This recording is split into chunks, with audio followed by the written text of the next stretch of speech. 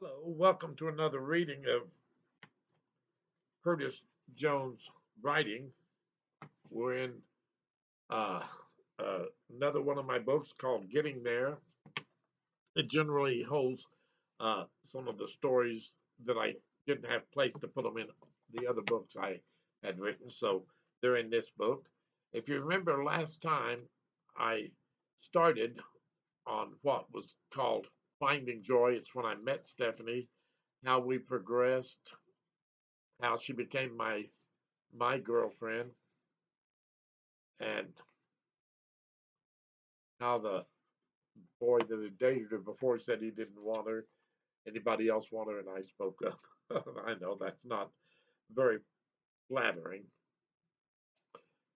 And that last reading, I talked about asking her to marry me and probably pestering her until she wore down, but she finally did agree to marry me. So that's where I'll pick up in this one. It's subtitled for this portion of the story Wedding Day. And let me get started with it. After Stephanie and I'm sorry, let me start over. After Stephanie had said, Yes, I will marry you, she no longer bubbled over with joy as she had all of our other dating life. I didn't know what was troubling her so that she could not become so serious, or she should have become so serious. I asked her many times, What's troubling you? And what is bothering you? Her reply was usually, There's nothing that is wrong. As the date of our marriage drew nearer, Stephanie asked me if we could talk. When Miss Stephanie said those words to me, my heart sank to my stomach. I was sure that she was, I'm sorry, let me start over. I was sure that there was some terrible confession she was going to make that would break my heart. Fear began to overwhelm me in those few seconds from the time she said she had to tell me something until she began to speak. I knew this could be the end of this wonderful dream that felt like it was caught in a whirlwind of joy and of peace. I know the color must have left my face when I heard those words. I feared the worst because of my dating history. I began to feel my pulse in my neck and the tips of my fingertips were throbbing. I knew that I would not want to live if Miss Stephanie no longer wanted me. I'm not sure if tears came to my eyes before she spoke, but I know it became difficult to see the way sometimes slows down, the way time some get a breath and I'll get back at this. The way time slows down when fear overcomes you had happened to me at that moment. I looked intensely at Miss Stephanie as she appeared to move in slow motion while the words began to form in her mouth. She said, You might not want to marry me because I have to tell you something awful that you do not know. Miss Stephanie took a deep breath and looked straight into my eyes.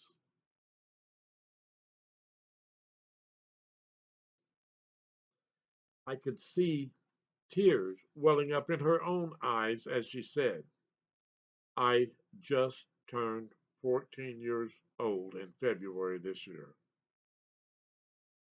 And she dropped her gaze to the floor and let out an audible sigh.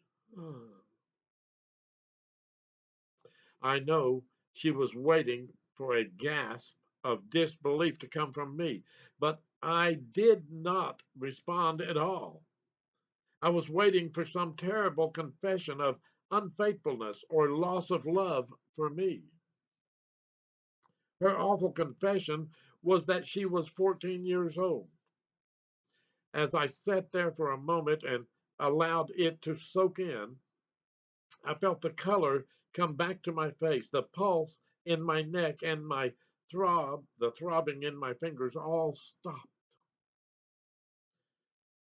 I took a deep breath of relief, and I almost cried from joy for the wonderful confession. Miss Stephanie was in tears by this time of my delay in answering her confession. I raised Miss Stephanie's face to look into my eyes, and I took her hand in my hand and I said, "Is that the confession you had to make to me? Is that what was worrying you?" Miss Stephanie and I started dating the end of November, and now in June, just 3 weeks before our wedding, Miss Stephanie brings this to the light. I said to Miss Stephanie, "Don't let that worry you because I found out how old you were from John a couple of months ago. I realized that my being almost 19 years old and Miss Stephanie being 14 and a half years old would have made it illegal for me to marry her. By the time I knew Miss Stephanie's age, I was hopelessly in love with her and unable or unwilling to call off our wedding. A love like ours is so rare and so hard to find that 4.5 years difference in our age wasn't going to stop me, and I hoped it wouldn't stop her. When it came time to deal with the government, her mother agreed to be witness that Stephanie was 17 years old and had her mother's blessing for this marriage. And in that way, we were able to get our marriage license. In California, they do a blood test before you get married to verify that you do not have syphilis or other transmittable diseases. Stephanie and I went to the doctor and the same day to get our blood test that we went in his office and we sat down. When the nurse came in to take blood, I laid my arm out and rolled up my sleeve to make the vein visible. The nurse quickly drove the needle into my arm and withdrew as much blood as was needed. At that point, she turned to Miss Stephanie and tied the tourniquet around her arm and placed her needle at the point of entry. That is when Miss Stephanie turned pale as a ghost and almost fainted. For you see, she had never, she had severe, she had a severe aversion to being pricked with a needle. There we go. I quickly went to her side and held her free hand, and I asked her to look deeply into my eyes. And I said to her, "This we must do if we are to get married." I said, "Take a deep breath and say, 'I do in practice for this for this our vow.'" Just then, the nurse withdrew the blood that was needed for the test, and all was well. The day of our wedding came, and it was a bright, beautiful, sunny Saturday morning in the Central Valley of California. I went over to Stephanie's house where she still lived with her mother and sister. I knocked on the door, and her little sister Lizard opened the door and let me in. The butterflies in my belly by this time felt like eagles. All the time before, I was not nervous about being married. But all of a sudden, it scared me, and I felt the fight or flight response well up in me. I walked back outside thinking about getting in my car and going home when just then my friend Mike pulled up in his car. I asked him to let me get in and take me back home, and he refused. He told me that he knew this is what I wanted and that I ought to go through with it. I knew that Mike was right and that Miss Stephanie was right for me and that I should not let the wedding day jitters drive me away from the best thing that ever happened to me. Somehow I calmed myself back down so that I would be able to go through with the ceremony and walk out as a married man. I had arranged for the service to be performed by a Methodist minister who lived in Turlock, about 3 blocks from where Miss Stephanie lived. Mom and Dad pulled up in front and had my sister Mary with them. Mary rode with Mike and I with Mom and Dad. Miss Stephanie and her sister went with her mother, and we all headed for the minister's house. We walked in and introduced ourselves to the old minister. He must have been 65 years old. I'm 74 now, so that's why I laughed. He must have been 65 years old. But to us, that looked like a very old person. He and his wife sat in the living room where the ceremony would be performed. The minister stood directly in front of a beautiful old fireplace. Miss Stephanie and I stood directly in front of the minister, facing each other. Mike stood at my right hand as my best man, and my sister Mary stood at Miss Stephanie's left hand as her maid of honor. By some strange quirk of good luck, we were all dressed in a color coordinated fashion. We were all in either white or maroon, or some combination of the two. It was not planned, but it looked so nice. My mother and father stood in back along with Stephanie's mother and her sister as the minister called us all to attention by clearing his throat. The minister had us repeat after him as he quoted the vows to us one by one. We dutifully repeated what he said until at the end of all those beautiful words, we held we heard the minister say, I now pronounce you man and wife.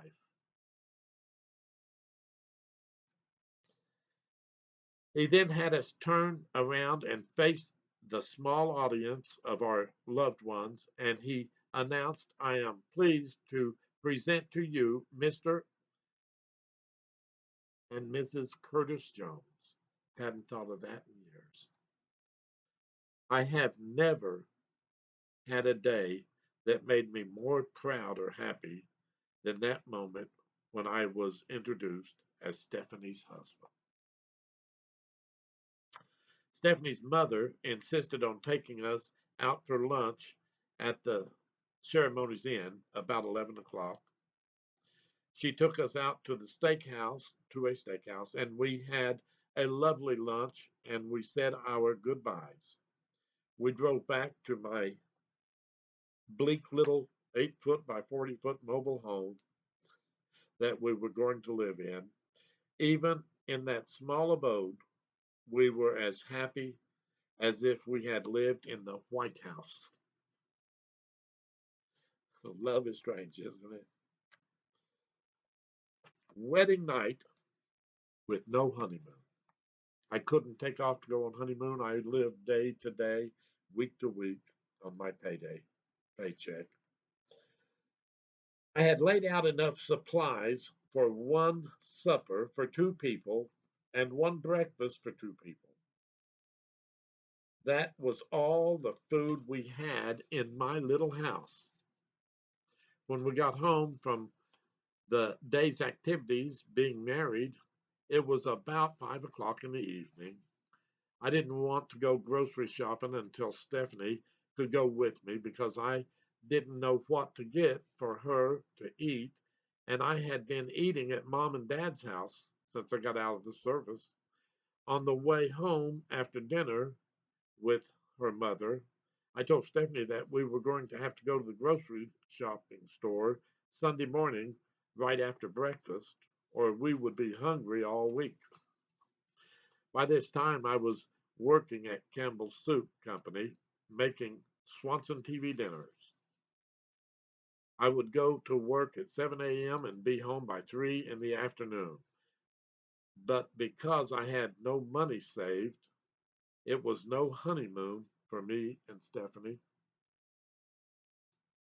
We went and visited at mom and dad's house for an hour, and everybody gave their blessings and congratulations to us. We then meekly rose and walked out the back door, going to our little wedding night bungalow. I had built a rich and vivid construction about this night with great anticipation for many weeks before it came.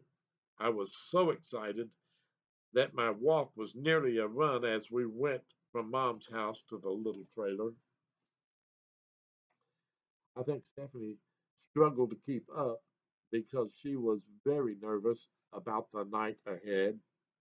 I opened the door and I lifted her into my arms to enter the house. As I tried to carry her through the narrow doorway and up those tiny steps, I thought I would fall with her in my arms.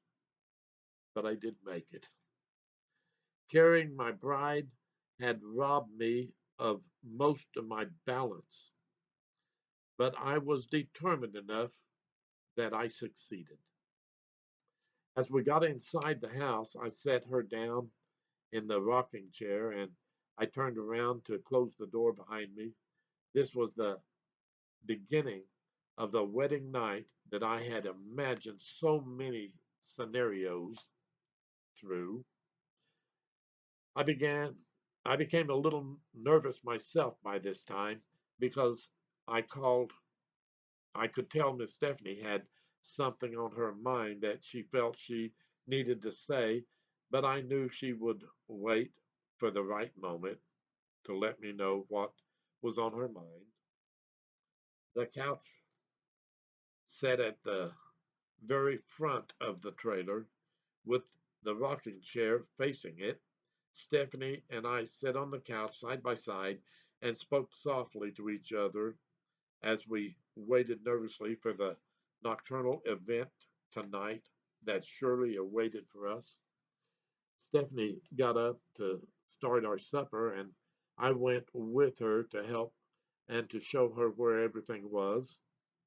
As she started, we realized I had not bought the other supplies needed to cook things like hamburger helper, which needed hamburger. Everything in the shelf was like that. It needed something else. We returned to the living room. We were too excited to eat anyway. We spoke about the day's events, about the sunset, about dinner we had with her mom for lunch. We also spoke about future plans and our hopes and dreams. We spoke about everything under the sun except what we expected over the next few hours. We were both very nervous and would not approach the subject. But before we knew it, time had flown from 7 o'clock until it was 9 o'clock. We had decided earlier that we would go to bed at 9 o'clock, and so it was time to prepare for bed on this our wedding night, which moved through the evening so slowly. Stephanie said she would make the coffee pot up so that we could turn it on when we got out of bed in the morning. I thought that was very nice to have someone doing that for me for the first time. As she made the coffee pot ready, I went to the bedroom and changed from my wedding day suit the only suit I had, into the sexiest pair of silk boxers that the J.C. Penney clerk could find for me. I shaved my face so as to present a smooth shaven face that would not irritate my bride's skin. I splashed Old Spice on my cheeks and neck. I applied deodorant and powdered my body. I stood back as far as I could in that tiny bathroom to inspect myself.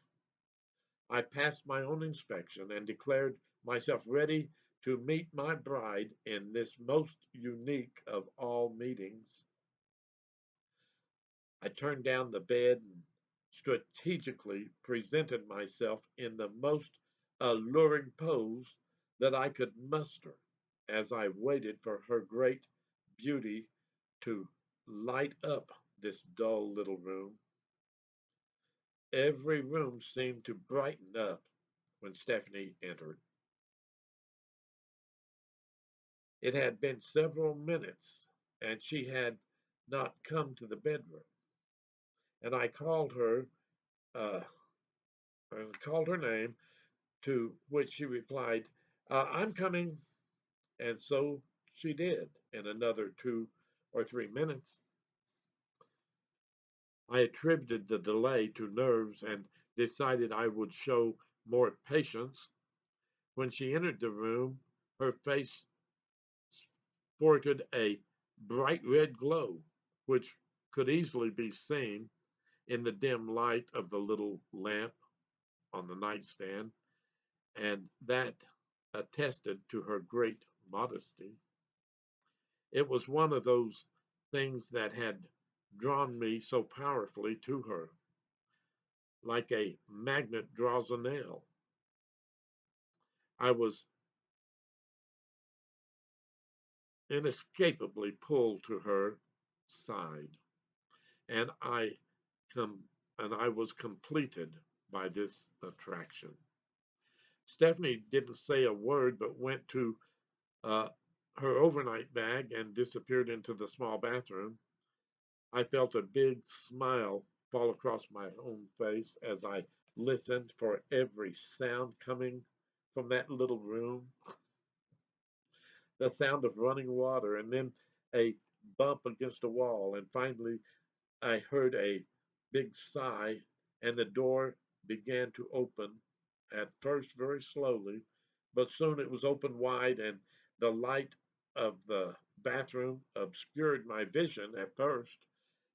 Pardon me. As my eyes adjusted to the light, I could see that she wore what my sisters called a granny gown, a nightshirt that ran the full length of the body and covered from wrist to wrist and neck to toes. Stephanie reached back and turned out the bathroom light and walked slowly to the other side of the bed to lie down beside me. As she walked, I saw great disappointment move across her face. The fact is that body language cannot lie. What Stephanie had seen that caused that reaction. Let me say that again.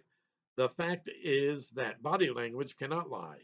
And what Stephanie had seen that caused that reaction was me lying on the bed in my sexiest pose, wearing the fine silk boxers with my mouth as wide as it could go and my arms falling to my side. She had heard me inhale with a sigh that expressed disappointment at the sight of her nightshirt. I had almost made her cry from my reaction to her appearance. In a small little voice, she asked if I was disappointed, and I lied and said no. But even by this time, Stephanie could tell if I was not completely honest, and she asked again. I leaned upon my right elbow to raise myself up just a little and looked her in the eyes, and I told her, just a little, because that wasn't what I expected you to be wearing. That night I got a lesson on the biological facts governing a woman's body, which I had not listened to very closely in school, and which now became more evident that I should have listened when Miss Stephanie asked to wait just one more week to get married. Getting yourself way, getting your way every time is not necessarily what is always best for you. After 3 days, we reenacted that night with a very different outcome. I have learned to listen more closely to my partner over the years, and after 47 blessed years, she makes my heart skip a beat when she walks into a room all that time. Thank you for listening to this story. It was kind of hard to read because I haven't read it since I've written it, but it makes me glad for the choice I'd made all those years ago. And she was just right for me. I'm glad God blessed me with her. And we ended up with 4 lovely children, each one out on their own now. Oh, they have troubles like all of us do, but they are able to keep going. And I thank God for that. The next chapter is Moving a Mile High, and that's chapter 5. And after chapter 5 is 6, and it's Fun with Kids. And we'll do that presentation probably sometime next week. God bless you and keep you. And if you get in a hurry to see and hear these stories, you'd go to my webpage, which is curtis-jones-books.squarespace.com. And they have a link that'll take you to Amazon where you could own this very book. And you could read it to your children. Most of the things or everything I write can be read mostly to children and young people. There's no foul language. I wouldn't be afraid to read it in church. Or you can go to my Facebook page, which is Curtis Jones Author Page on Facebook. It also has links to Amazon and some of the other things that I've done that are posted there. Uh, Look at those and enjoy them. And hit the like button, hit the subscribe button, and you'll be notified when I post these things. God bless you and keep you. Until next time, goodbye.